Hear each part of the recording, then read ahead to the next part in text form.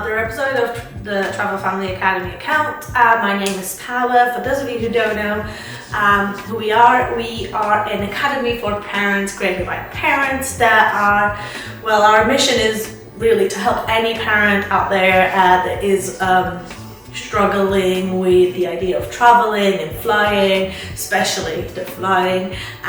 So today we're going to be sharing some tips on how to fly solo with your toddler. I've recently just done this trip. It's actually my fourth time doing it by myself with my toddler.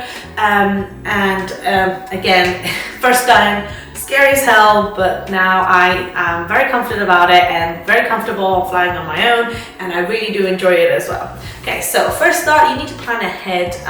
Because you're by yourself, things can get heavier on you, so more responsibility, more things to carry, so it's better to plan ahead. When we talk about flying with any kid, even if it's the two parents, we always advise to plan ahead. And the reason for this is because if you plan ahead, you will know exactly what you need to go through and what you need to do and what you need to bring, and you feel prepared for this. This will allow you to feel more confident and less stressed about the whole thing. So when you plan ahead, you plan your arrival at your airport, you plan how you're going to check in your gear and all of these things.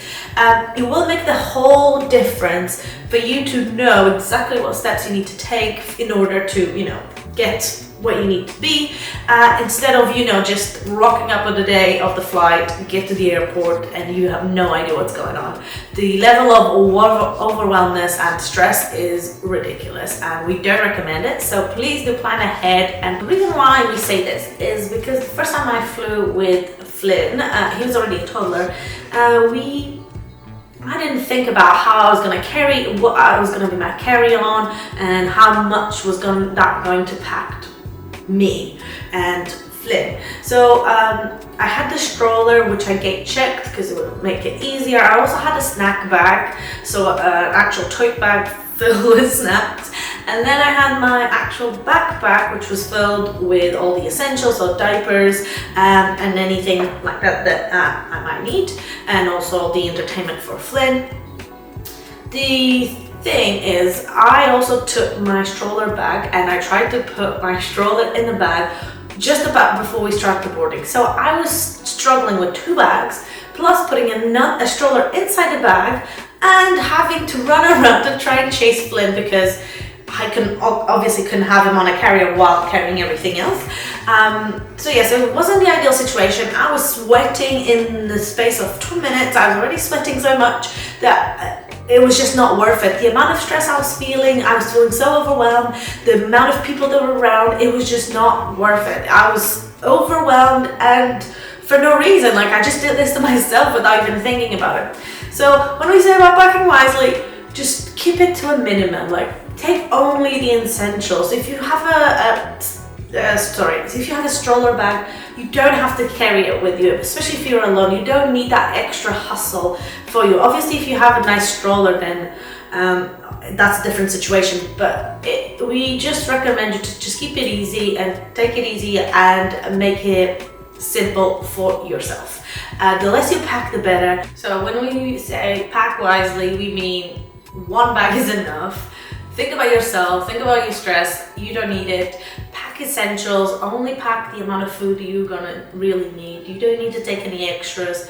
And extra bags and carry-ons and things is just gonna make it a lot difficult for you. You only have two hands and you have a toddler that you'll need your hands for. So make sure you have just a backpack and your hands free, you have your stroller and your toddler, and you're good to go. Okay, so next is getting to the airport early. This makes the whole difference. The amount of stress I have suffered from arriving last minute at the airport, just running for security, running for everything with a toddler, it's the worst. Honestly, it's just the worst. So plan your arrival ahead of time. Make sure you look at the time of the day. Will there going to be traffic on the way to the airport? Is there a train strike? Is there anything that's going to impact your airport arrival? Planning this, again, this is part of the planning ahead. So when you are planning ahead, you need to just make sure you have all of this sorted and you know you're going to arrive on time. Because arriving on time, it means that you get to go to the check-in and you do it slowly. You get to go for security and you're doing it slowly, no stress. You feel confident, you know what you're doing and you know where you're going, and you don't have to rush because you have to go in a different place altogether.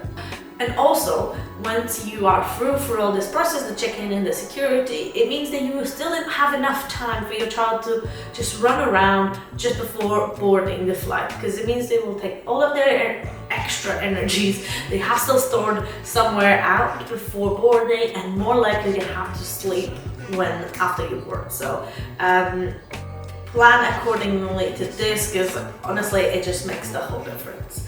Another thing which I've already mentioned is the stroller. The stroller just makes your life easier, really. The stroller, when you're by yourself, will help you carry your bags. If your toddler is just walking around, it will help you carry your toddler if your toddler needs to sleep or needs to, just doesn't want to walk, wants to sit. It's also perfect to use when you're in a security queue or in a check-in queue, because you can't really leave from these places, so you need to have this at hand where you can place your child without having to worry about them running off and you having to leave everything behind.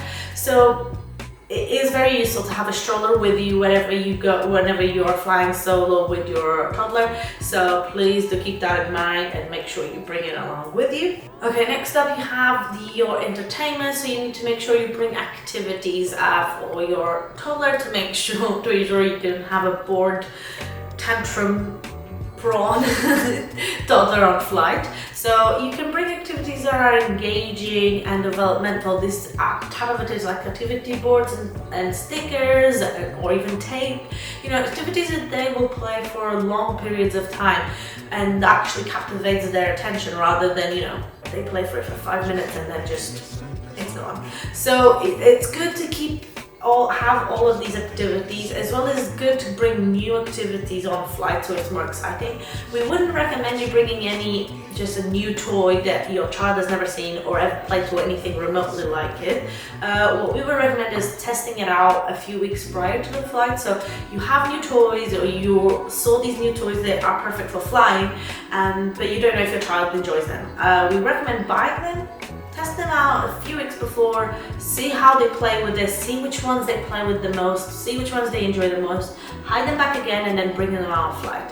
After you've done this is the perfect situation where you can say, these are my toys for flying, or not yours, but your toddler toys for flying, and that means that they can always be hidden or kept away when you're at home. So when you go on a flight, bring those toys out, and the excitement is amazing. So definitely recommend doing that. Also recommend, if your child watches on TV, or you have some games on the tablet, that's also a really good thing, but don't forget to download them when you have Wi-Fi before boarding, because if you can't download it before getting inside of that airplane, it's lost forever. So make sure you have all of that prepared and ready to go for the flight. Another thing, this is very important, and it doesn't just apply for you flying solo, but also when you're flying all together, is with a toddler, is just to be flexible. Understand that things don't always go as planned, of course, but if you are flexible and more accepting of any outcome, more easily you'll be able to actually deal with whatever is happening. So for instance, if you're feeling stressed and overwhelmed about the flight and about taking your child and being on your own and all of this, your child is going to feed off this energy. So when they are feeding off this energy, they're actually going to feel the same way and not behave as you expect. So we definitely recommend keeping your cool. You got this. You are their mama or their papa, you got this. You know how to handle this, and you are prepared. You brought your snacks, you brought your entertainment, and you're there, you're present, and you can do this. So being flexible on accepting any outcome will allow you to actually be able to handle any outcomes. Anything that happens, you got this, and you will be able to manage it. So the last thing I'll say is be prepared for any delays. Obviously this can happen at any moment and time. The only thing we would recommend is having activities or knowing the amenities of the airport. There is a website where you can find all of these the amenities of the airport. We'll link it on the caption. But yes, you can find the amenities of the airport, see what type of activities or places you can take your child to, so toddler, so you know that time goes by a bit faster and it's not so tedious. You also need to think about if you might have to stay overnight, because obviously the delays and anything like that. So ensuring that you are, again, like this is part of you being prepared and planning ahead. And if you are prepared for all of these scenarios, you will be prepared to boss it. Basically, you are bossing it at it. So yeah, that's why we say preparing for any situation and preparing for any flight is where it's at, because whatever situation comes at you, you'll know what to do. You are prepared. You know when to take the extra activities. You know when to take them to the play area because you have extra time. You know what hotel is closest to the airport and closest to the terminal you're flying off to, because you actually did your research, so you know which one suits you best before because of the delay, because you have to stay overnight. So knowing this information will allow you to feel confident about the whole process. So don't underestimate getting prepared for a flight and planning ahead, okay?